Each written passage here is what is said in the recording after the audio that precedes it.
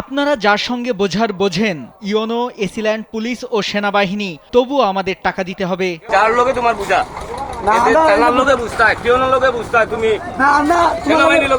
সম্প্রতি একটি চক্র ইজারাদারদের বৈধভাবে বালু আহরণের সময় শ্রমিকদের কাছে চাঁদা দাবি করে। বালু উত্তোলনের শ্রমিকদের কাছে নৌকা প্রতি 300, 500, 800 টাকা চাই তারা। এছাড়া কিছু শ্রমিকদের ভয়ভীতি দেখিয়ে চাঁদাবাজ চক্রের এক সদস্য মজিদ মিয়া বলেন, আপনারা যার সঙ্গে বোঝার বোঝেন, ইউনো, এসিল্যান্ড পুলিশ ও সেনাবাহিনী, তবু আমাদের টাকা দিতে হবে, নয়তো ঝামেলায় পড়তে হবে। পরে শ্রমিকরা চাঁদা দিতে অস্বীকার করলে মোহাম্মদ খোকন মিয়া নামে এক শ্রমিকের উপর দেশীয় অস্ত্র নিয়ে অতর্কিতভাবে হামলা চালায় তারা।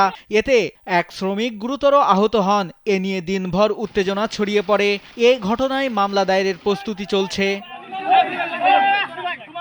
জানা যায়, চলতি বছরের 14 এপ্রিল থেকে সিলেটের জৈন্তাপুর উপজেলার বড়গাং নদীর ইজারা নেন সনি সোহা এন্টারপ্রাইজের প্রোপ্রাইটার চন্দন তালুকদার। সরকারের নীতিমালা মেনেই তারা বালু উত্তোলনের শ্রমিকদের মাধ্যমে বালু আহরণ করে আসছে।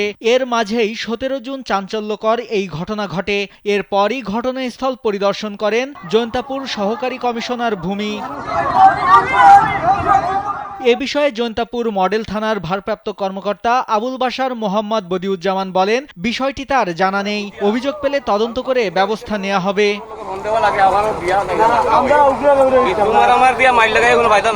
নাইমুল হাসিব, কালবেলা।